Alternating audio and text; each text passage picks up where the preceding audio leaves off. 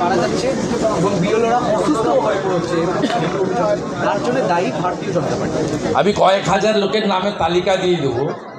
বিষাক্ত মদ খেয়ে যারা মারা গেছেন মমতা ব্যানার্জির আমলে, তার জন্য দায়ী মমতা ব্যানার্জি।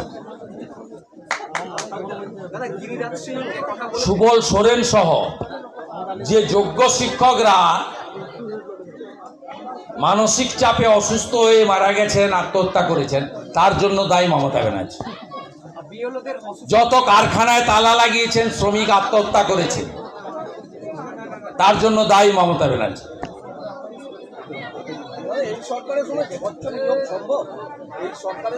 চাকরি অসম্ভব, স্বচ্ছ অস্বচ্ছ পরের কথা।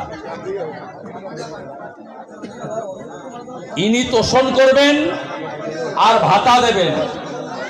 1000 টাকা কি হয় প্রশ্ন করুন। 349 টাকায় রিচার্জ লাগে।